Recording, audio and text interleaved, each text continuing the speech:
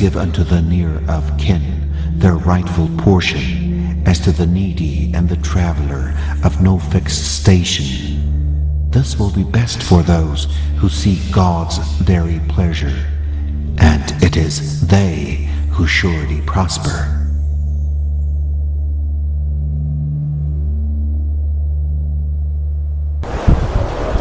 Bismillah.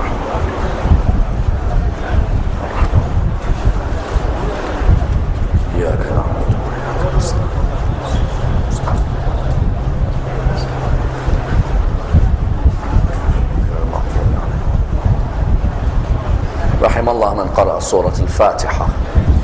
بسم الله الرحمن الرحيم. اهدنا الصراط المستقيم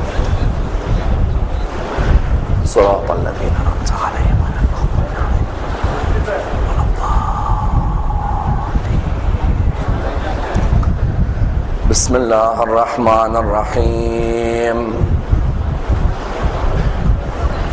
الحمد لله رب العالمين، والصلاة والسلام على سيدنا وعظيمنا وحبيب قلوبنا وشفيع نفوسنا أبي القاسم محمد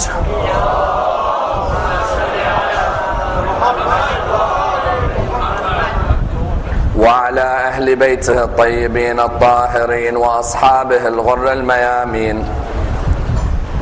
الحمد لله الذي جعلنا من المتمسكين بولاية سيدي ومولاي علي بن أبي طالب.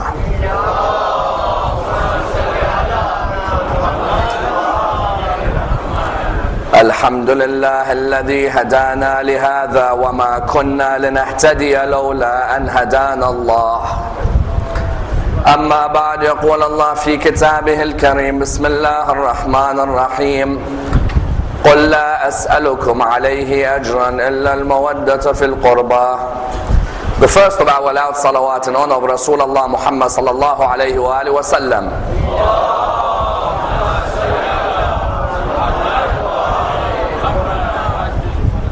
The second in honor of Amir al-Mu'mineen Ali ibn Abi Talib.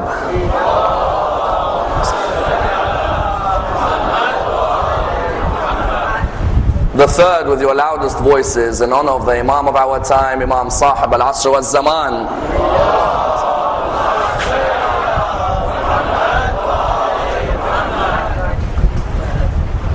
There is a request for the brothers to come as close to the front as possible. Sallu ala Muhammad wa ali Muhammad.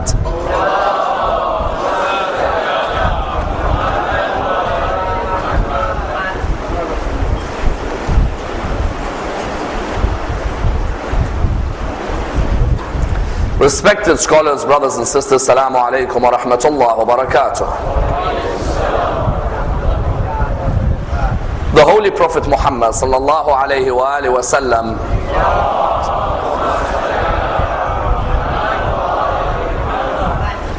was born in the year 570, known as the year of the elephant.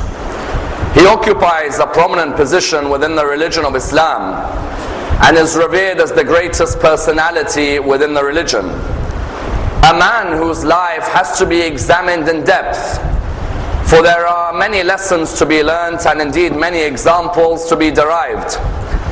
And indeed a man whose biography has been unfortunately very much undervalued and indeed very much underestimated. Therefore it is vital that we discuss his biography from the day that he was born until the day he died, in order that we are able to, number one, take as many practical lessons from his life and apply them into our own lives, and then number two, remove any misconceptions that surround his biography. For there was a period in medieval Europe when he was seen as being the devil incarnate, or he was seen as being the false Messiah, or he was seen as being the Antichrist. And therefore there is a need for us to dissect the biography in order that we present him in his true light as a mercy for mankind and a moral exemplar to everyone. As we said, he was born in the year 570, known as the year of the elephant. The Arabs did not have a calendar dating system as such. The Arabs, what they used to do, they used to look at what was the important event in that particular year, and then give the name towards the year. As in, for example, if there was a famous personality who died, they would name the year after that personality. Or if there was a war that took place, they would name, for example, the year after that war. The year within which the Prophet was born was called Am al-Fil, the year of the elephant, because of an incident that took place involving an army of elephants.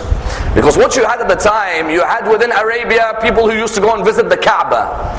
In Yemen, there was a church which was built by an Ethiopian man by the name of Abraha.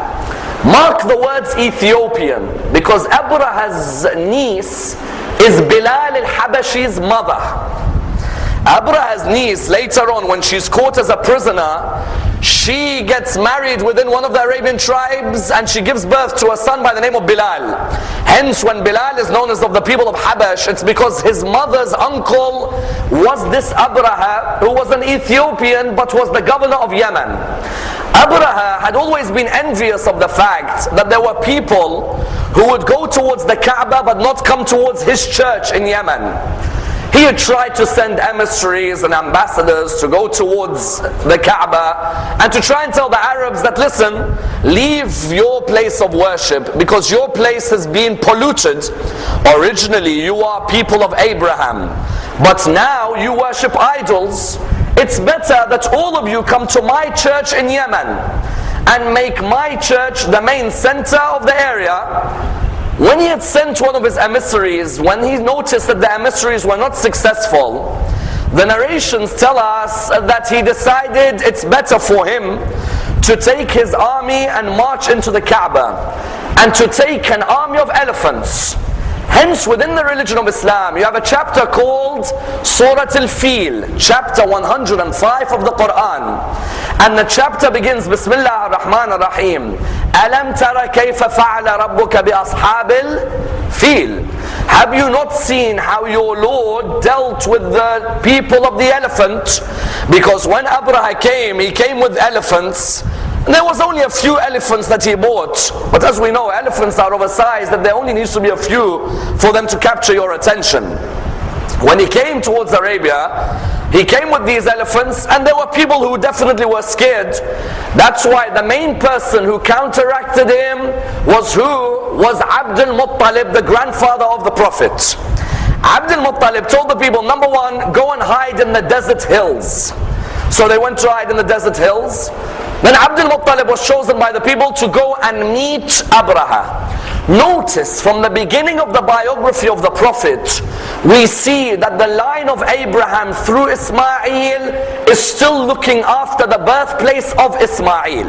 Yesterday we said in Genesis chapter 17 verse 18 to 20, God promised Abraham that in the line of Ismail there will be 12 princes who are part of a fruitful generation. Abdul Muttalib, what did he do? Abdul Muttalib at this moment came to Abraha. He entered Abraha's tent. Abraha was sitting down.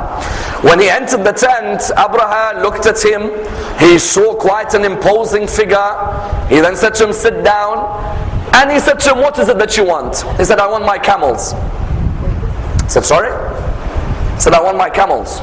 You took my camels. I want my camels returned back to me. He looked at him and he said, you know, when you entered my tent, I had a lot of respect for you. But now I've lost all that respect. Abdul Muttalib said, why? He said, when you entered my tent, I thought this is a man who will want his black cube known as the Kaaba protected. Instead, all you want is the camels? He said, that house has a Lord for its own to protect it. And I am the protector of my lot of camels. I want my 200 camels being given back to me. He said to him, get out, get out. There's no agreement between us. Abdul Muttalib came back a second time to try and persuade him.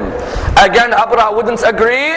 Abraha decided he'll take his elephant, and most of the narrations indicate another 6 or 7 elephants, and march towards the Kaaba. They marched towards the Kaaba, and the Quran put it quite beautifully.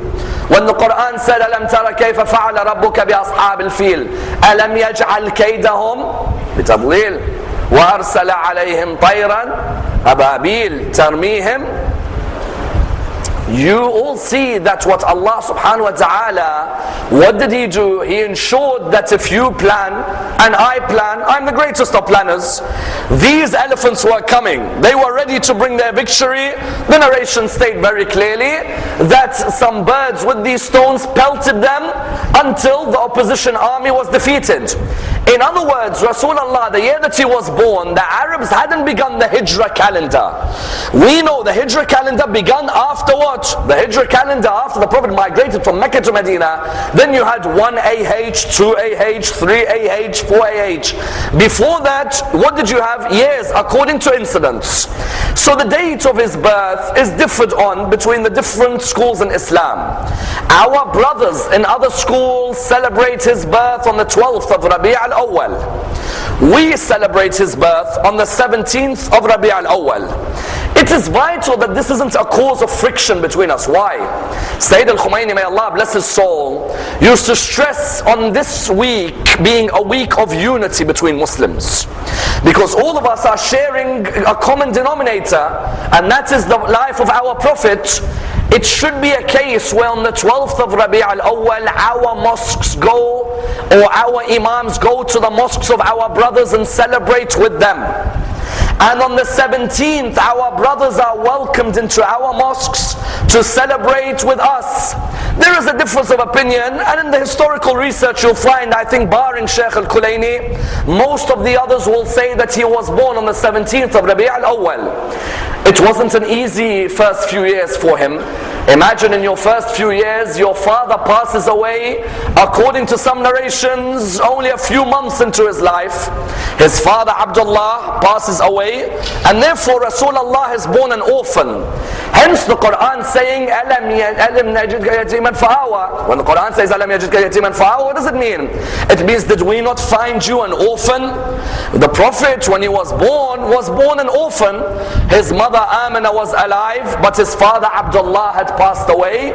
And his mother Amina did what most Arabs do to their babies at the time. If you were of the noble aristocracy of Mecca, what would you do to your baby? After 8 days of the birth of your baby, the Meccan aristocrats would take their babies to the desert, so that their babies are suckled and breastfed by a wet nurse in the desert.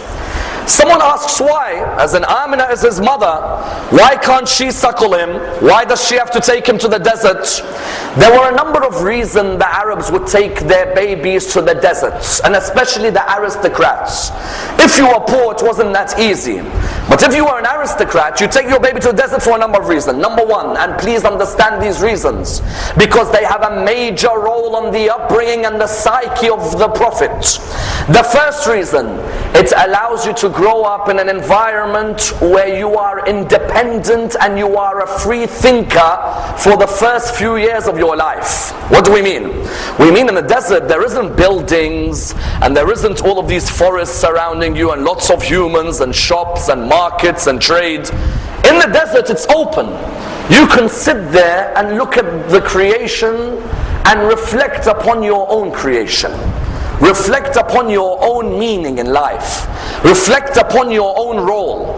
The Arabs who would send their babies to have their first 8 or 10 years in the desert would want that baby to be living in a world where they grow up as a child who is not told what to think, but is rather shown how to think.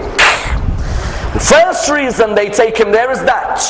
The second reason is because Mecca's climate wasn't a healthy climate for children, both in terms of what they saw and what they breathed.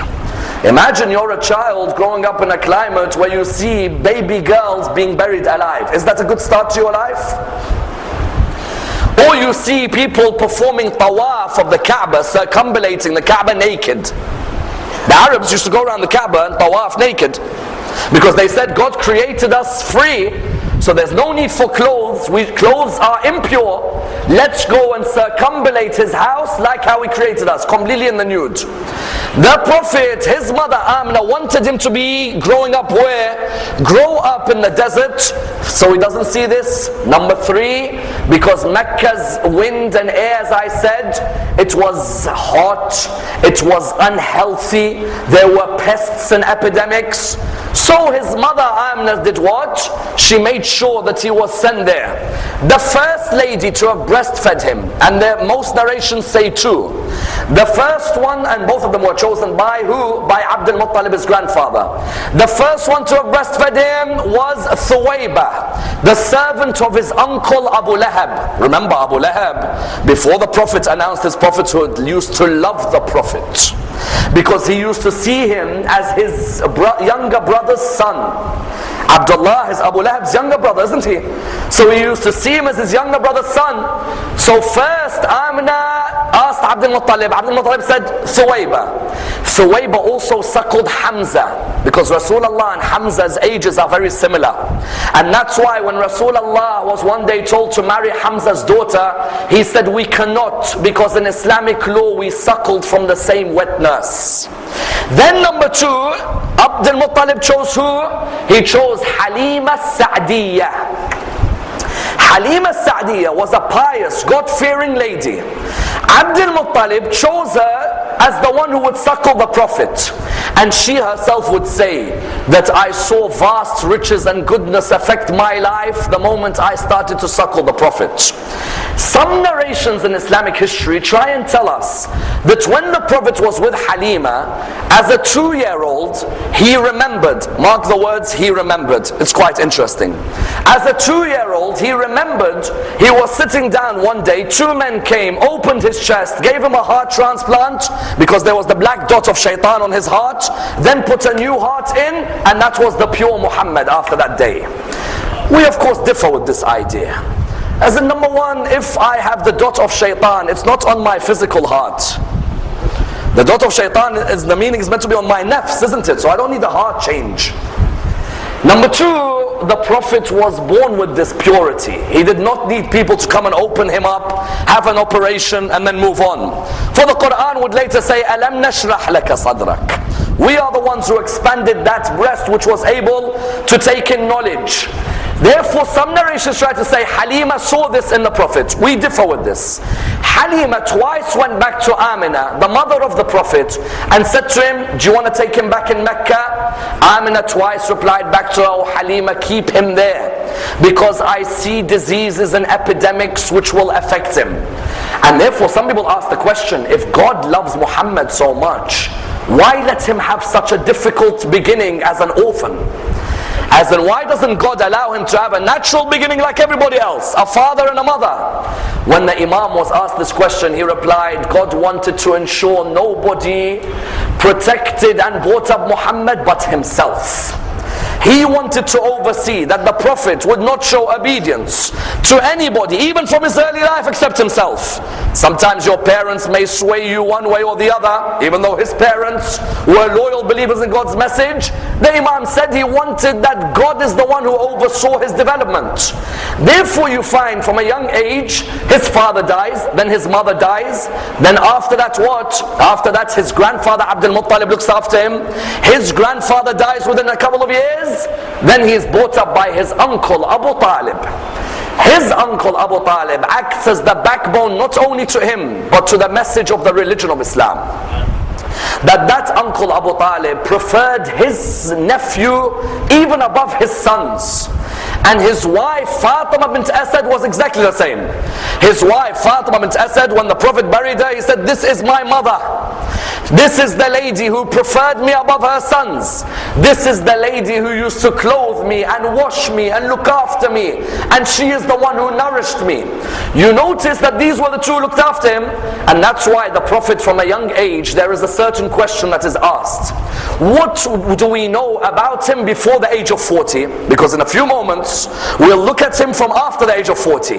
But before the age of 40, if you were to ask many Muslims, tell us about your Prophet before the age of 40, many are unaware of his biography. You notice that before the age of 40, when Abu Talib was bringing up, Abu Talib, the Prophet would latch onto him everywhere. To the extent that Abu Talib himself narrates, one day I was about to leave for Syria on a commercial expedition. The young Muhammad was only 12, he latched onto me as I was leaving. When he latched onto me, it hurt me that this my nephew is an orphan. Let me take him with me. The narration states that he took him towards Syria. On the way towards Syria, they walked past a monastery.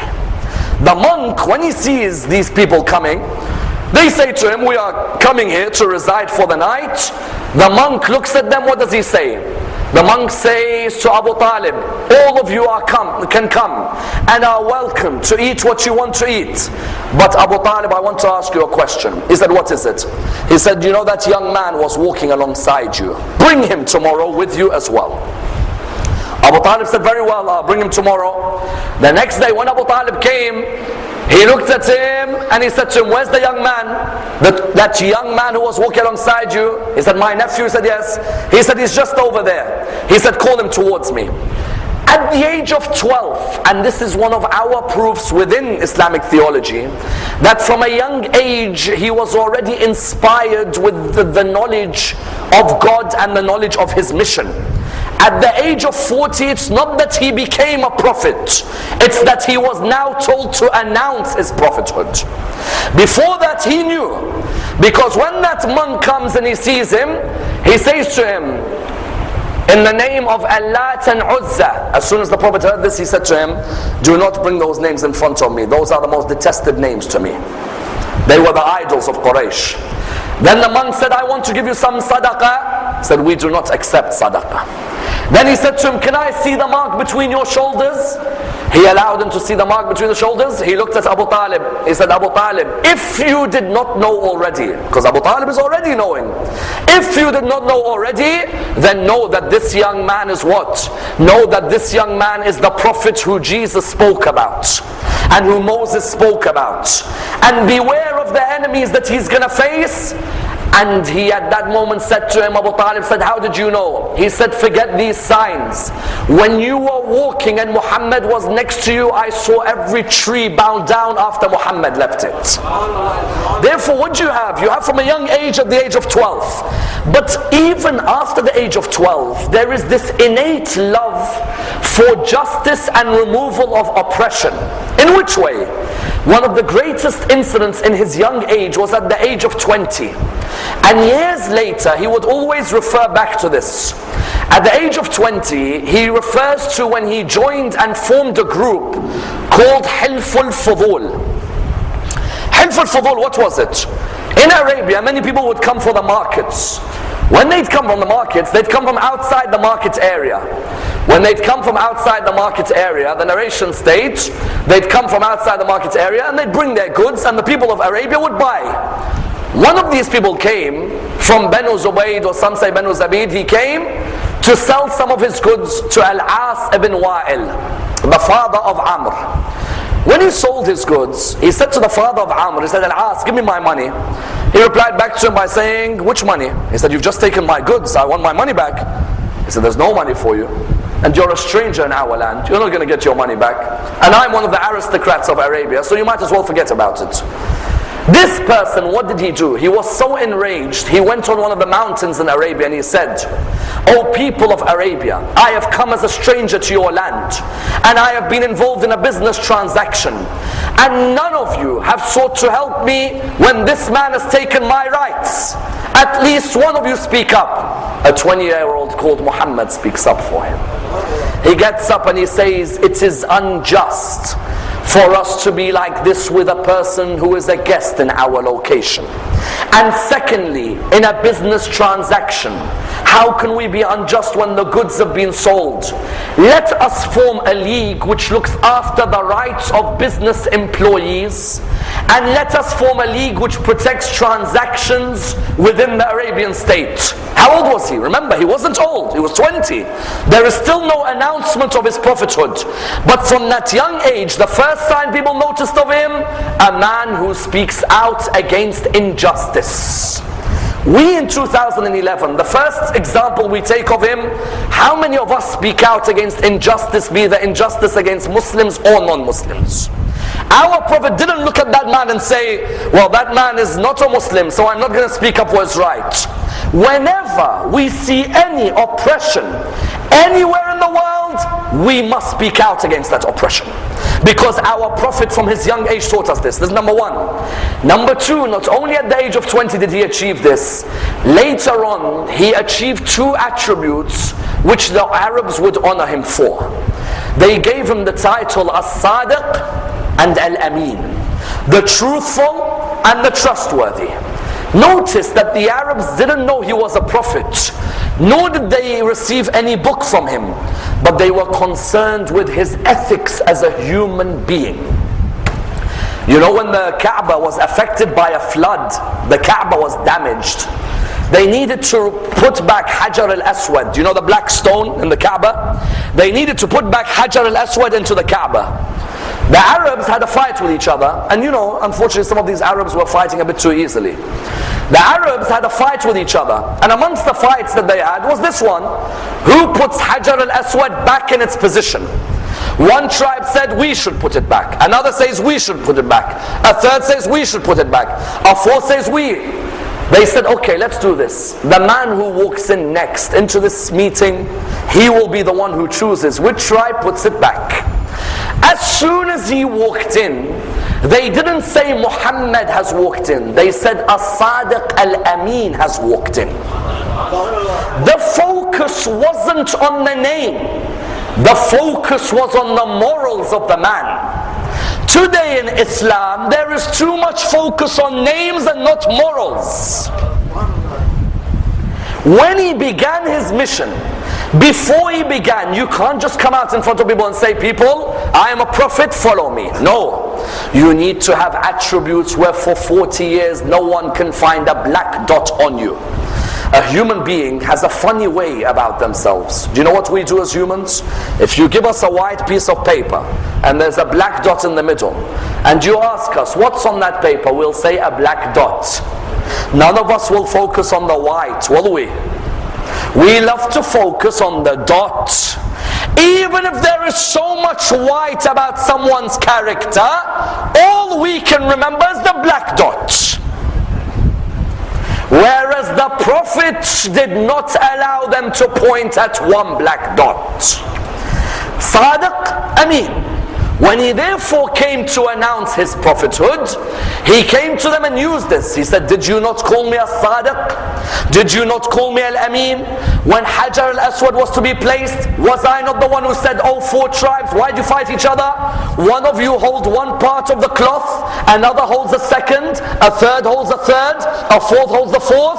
Carry Hajar al-Aswad, all four of you, and I'll pick it up from you and I'll place it. When he announced his prophethood at the age of 40, the question arises, what was the aim of his prophethood?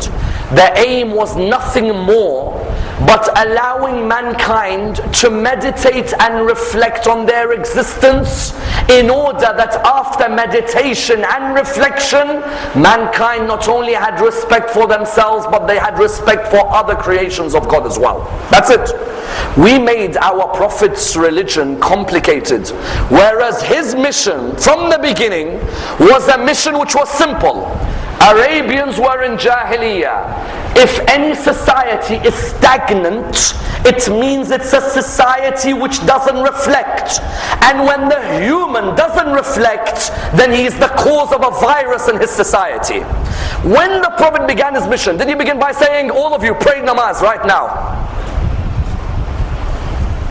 Did he say, all of you, Shahr Ramadan, fast, fast? All of you, keep a bed. All of you wear hijab. He began first by saying, mankind, reflect on your existence. Have an hour of reflection, it's greater than 70 years of dry worship. Today's Islam is too dogmatic. It is too focused on halal, haram, halal, haram, halal, haram, wajib, makruh, halal, haram. You're looking at them and you say, this is what Muhammad bought? No. The Prophet began his mission, and the first part of the mission was what? A true human is one who is reflecting on their role in this world. The moment they reflect, everything else will fall into place. Today's Muslims, we focus on the jigsaw pieces, we've forgotten the puzzle.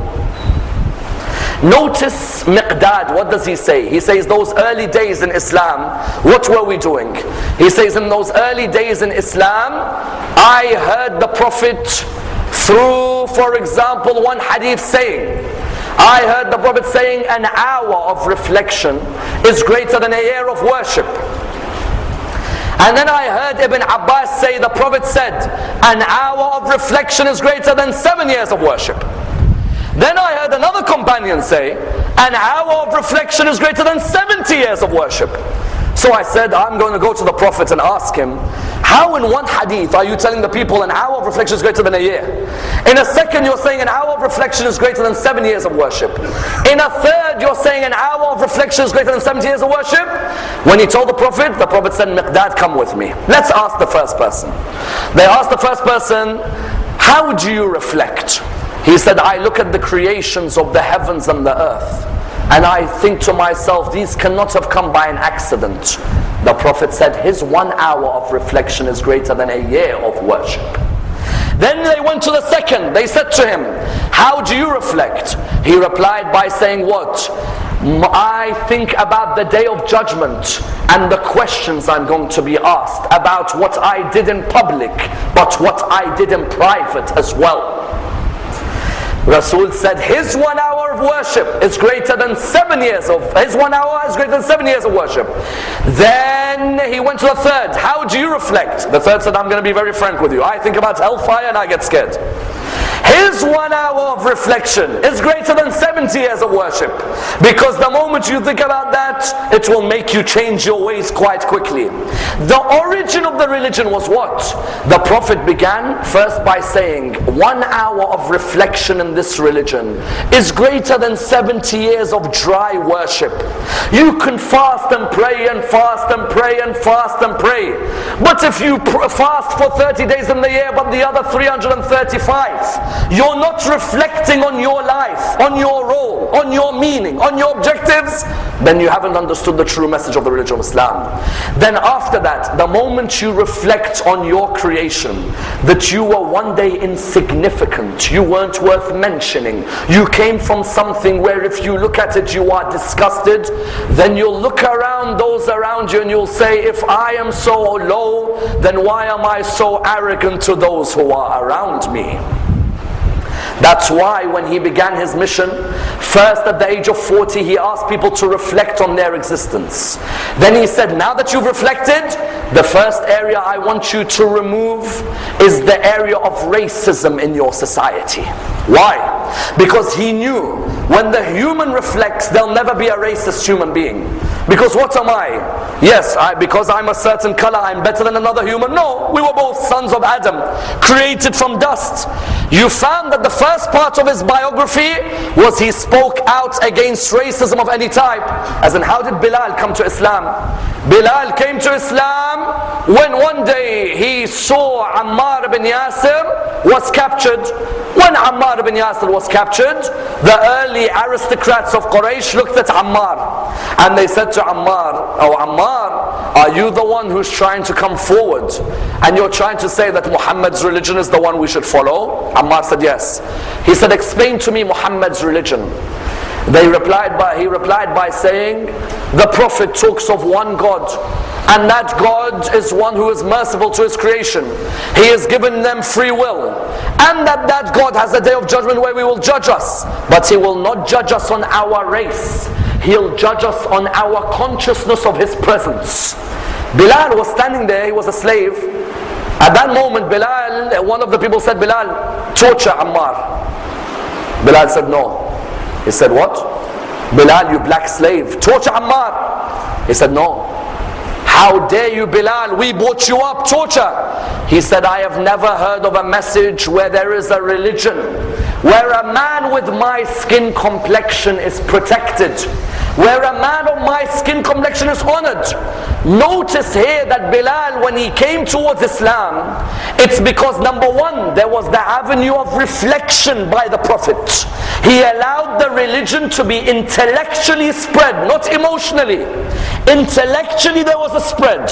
When Bilal heard this, Bilal would later on, the Prophet would destroy any area of racism. How?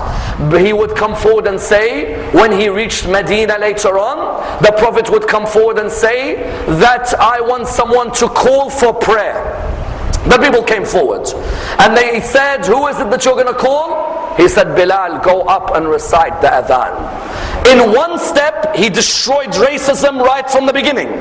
Therefore, number one, racism, Rasulullah taught that is to be destroyed from the beginning of his message. Number two, not only do you respect people of different races, learn to respect people of different religions.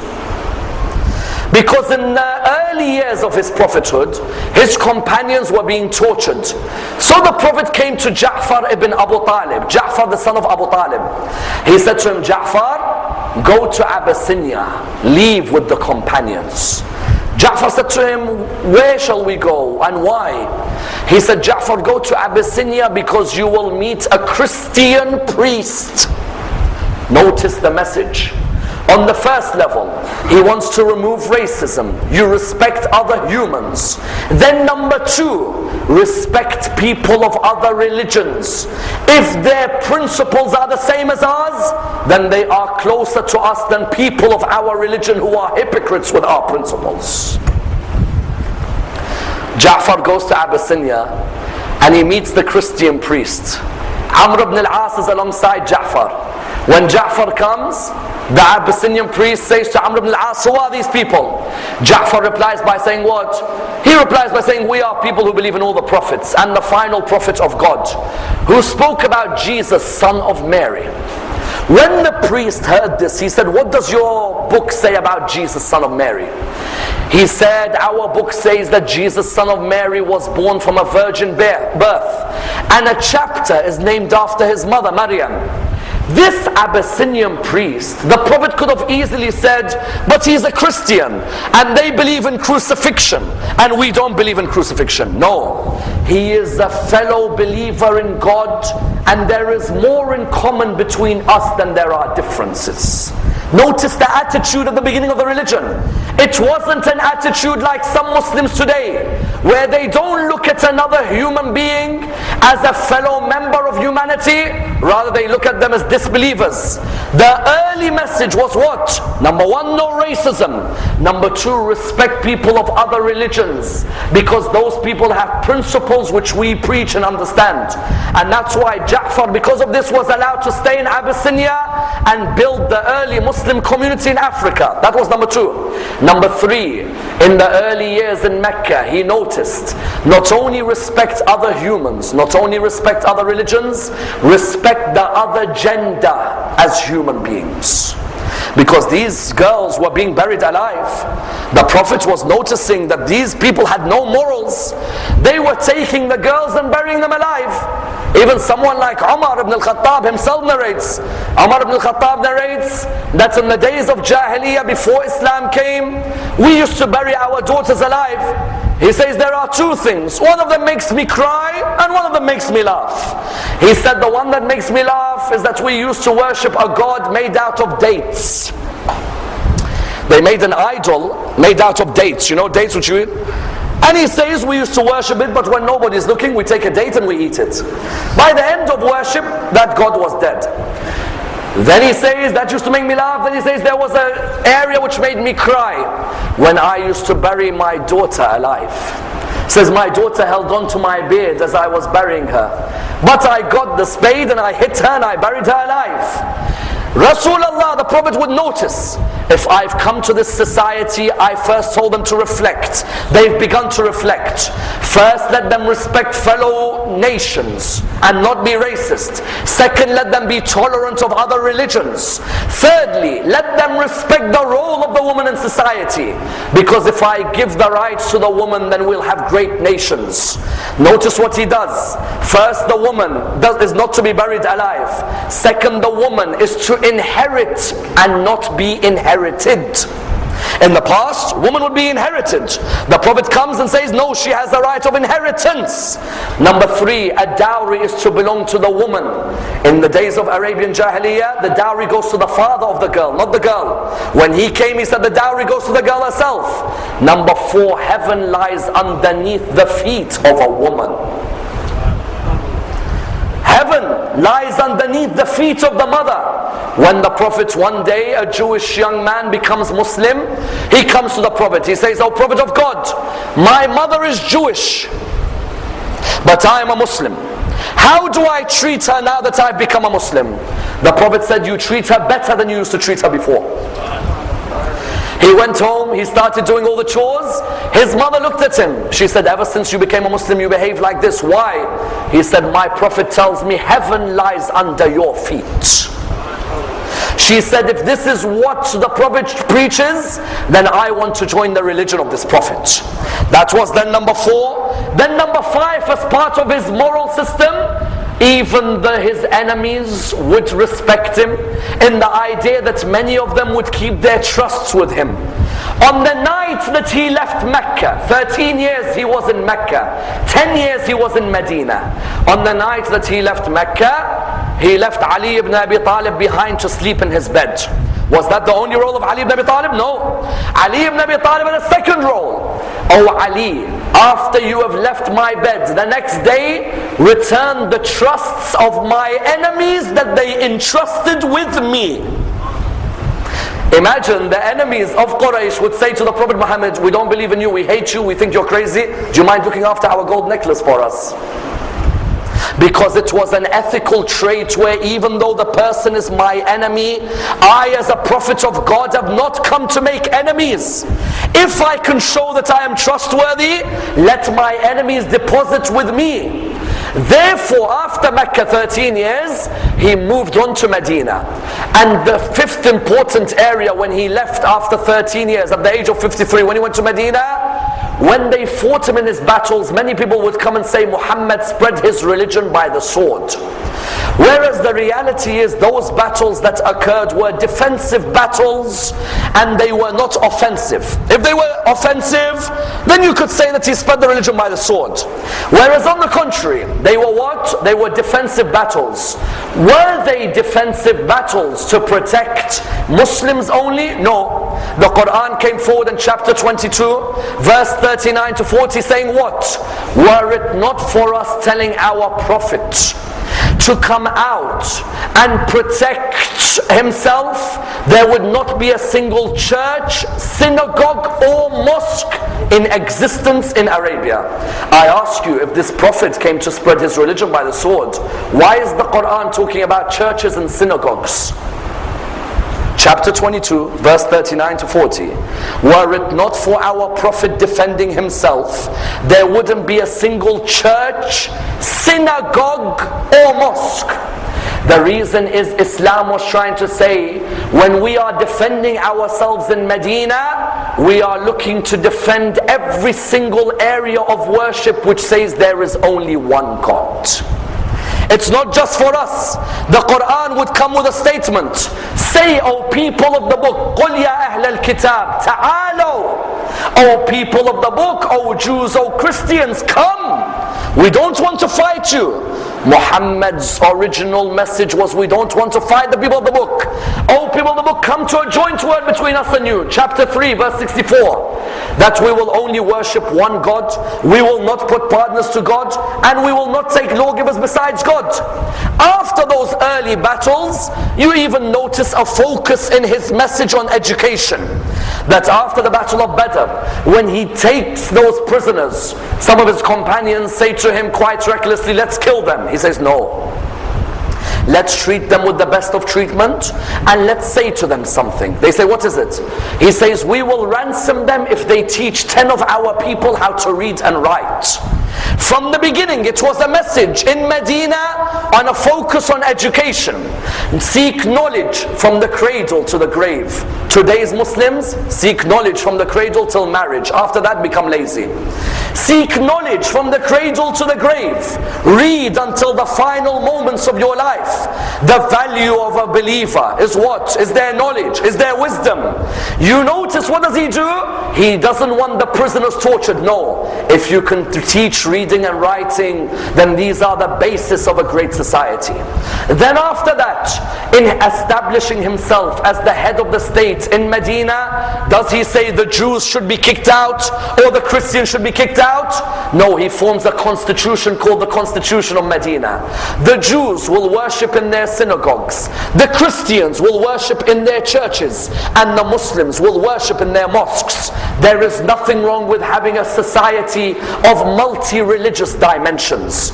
And even after that in Medina, when he is ordered by his Lord to go to Mecca, he hasn't returned to Mecca since he was expelled. When he returns to Mecca, his companions say, let's go back and fight those Meccans. He says, no, we will conduct a peace treaty with them. His companions say to him, what do you mean peace treaty? Surely it is our chance to destroy these people's lives, to finish them like they tortured us, like they finished us, they killed us. The Prophet said, no, let's have a peace treaty with them and allow them to be opened up to the mercy of the religion of Islam. And that's why, do you know when the Prophet opened Mecca, he taught us an ethical lesson, like the ethics of removing racism, like the ethics of respecting other religions, like the ethics of respecting the other gender. He taught us the ethical lesson by the name of forgiveness.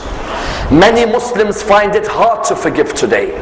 A person who wrongs me, or a person I see committing wrong, I find it hard to forgive them. You tell them, but the years have gone. Maybe the person changed. Maybe the person repented. No, I saw the person do this, or the person said this, and I'll never forgive them. Whereas their Prophet was the most forgiving of men. When Mecca was opened, there were two men who came towards him, who he forgave, who me and you would never forgive. The first of them was Wahshi, the man who mutilated the body of his uncle Hamza. Imagine your uncle who brought you up alongside Abu Talib. You saw his body mutilated by this man. To the extent, do you know what Hind, the mother of Muawiyah, did? She cut so many pieces of Hamza's body, she made a necklace for herself. And this Wahshi ripped Hamza's chest apart. When Mecca was opened, Wahshi, Abu Sufyan, Hind, people like Ammar ibn al-Aswad, they thought to themselves, we're never going to get forgiven by Muhammad. Muhammad's going to enter Mecca and he's going to execute us for what we did. Wahshi and Ammar said, but we hear Muhammad's a man of mercy, and that his religion is merciful and forgiving. He came to perfect the akhlaq of man. إِنَّمَا بُعِثْتُ لِأُتَمِّمَ مَكَارِمَ الْأَخْلَاقِ. I have come to perfect the morals of mankind. So they said, let us go and approach him. Wahshi went to him. When Wahshi came, he said, O Prophet of God, forgive me. I was in the days of ignorance. I didn't know about the message of Islam. I heard rumors, but it weren't true. O Prophet of God, forgive me for what has happened. And the reply was, O Wahshi, you are forgiven. Now leave this area. Then Al-Ammar ibn al-Aswad came. Do you know what Al-Ammar ibn al-Aswad did? The Prophet, one of his daughters, or in some narrations stepdaughter Zainab, she was pregnant. She was meant to go towards Medina. Al-Ammar wanted her to miscarry. So on her way towards Medina, he came and scared her in a way where she ended up miscarrying her child. When the Prophet heard this, he was saddened. When he opened Mecca, Al-Ammar came and he said, O Prophet of God, I am the cause of the miscarriage of your grandchild. I scared your daughter in a way where I caused her to miscarry her child, but I was ignorant. They deceived me about your behavior and your character. When I see you now, I see a man of morals. Please allow me to be forgiven. The Prophet, if it was me and you, and someone hurt us in this way, would we forgive them? Ask yourself as Muslims today, how forgiving are we of our brothers, our sisters, our aunties, our uncles, our grandparents, our cousins? Whereas our Prophet came and taught even this man who caused my daughter to miscarry, he told him, you are forgiven by Allah subhanahu wa ta'ala. Do not worry over what you have done. And that's why his focus would also be that the basis of a great community is all of these ethics of tolerance and patience and forgiveness, especially patience. You think as Muslims today, we have to be patient? We take it from him. Some of us have to be patient in our marriages. Some of us have to be patient with our children. You find he had to be patient with his marriages and with his children. With his marriages, would you believe he had married a lady by the name of Shamba? This Shamba, the narration says she was called Shamba, the daughter of Ammar al-Ghaffariya. This Shamba, when she saw his son Ibrahim die, we know he had Qasim, Abdullah, Tahir and Ibrahim. You know, when she saw his son Ibrahim die, she was his wife. She saw his son die. She looked at him. She said, if you're really a prophet of God, God would not have caused your son to die. I'm leaving you. And she left. Do you know how much patience you have to have when you're married to someone and they talk like that to you? For you to tolerate. But he was patient. He had another wife by the name of Malika. This Malika, heard some people say, your dad, the cause of his death was Muhammad. She said, take all your possessions. She left. Sometimes in our lives we say, look what we face. Your prophet had to face more. Your own prophet had to face more. But he used to say, patience is to faith like the head is to the body. There can be no body without a head, and there can be no faith without patience. Even he had to see a loss of his children. His son Ibrahim died, his son Qasim died, his son Abdullah died. Some of us today say, how comes our children died? How comes my friend's children died? When we say Rasulullah is an uswa, an example, is because everything that we face, the Prophet faced in his life as well. And that's why before he died, he did what any great leader will do.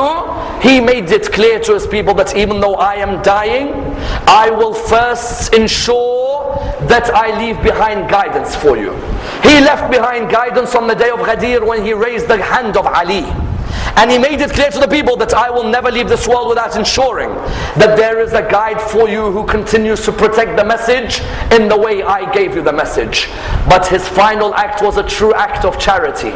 His final act was, in Islam, as causing a smile for a fellow human is an act of charity. When his daughter Fatima came towards him when he was dying, there is a narration which states that first she cried, then she smiled.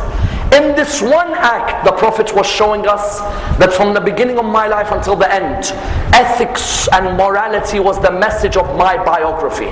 When Fatima turned around, they said to Fatima, you cried and you laughed? She said, I cried because he told me he is about to pass away. But then I smiled because he told me I will be the first of his family to join him. Notice from the beginning until the end, the man was a man who brought a smile into the life of humanity and left with a smile. And that's why until today, as a conclusion, it's not only Islam that respects him but others. Guru Nanak believed Muhammad was an agent of Brahman. You find, for example, that somebody like the Christians, the Latter-day Saints, say although we do not believe in him as a prophet, we say he was a moral exemplar to mankind. And no better words than the words of Gandhi when he said, it is impossible that millions are attracted to this man because of his sword. No, it's not his sword. It was his pledges which he kept, and his simplicity in his life, and his devotion to his family and friends that made this man the man that he was. Gandhi then said, I was saddened when the second volume of his biography I finished reading, because I wished I had learnt more about this man, a man who there is none like, a man like Muhammad sallallahu alayhi wa sallam. Let us raise our hands and pray to Allah subhanahu wa ta'ala to raise us with Muhammad and Al Muhammad, to allow us to implement the lessons from his biography, and to allow us to receive his intercession in this world and the hereafter. Inshallah, tomorrow we will continue with the biography of Imam Ali ibn Abi Talib. Wassalamu alaikum wa rahmatullah wa barakatuh.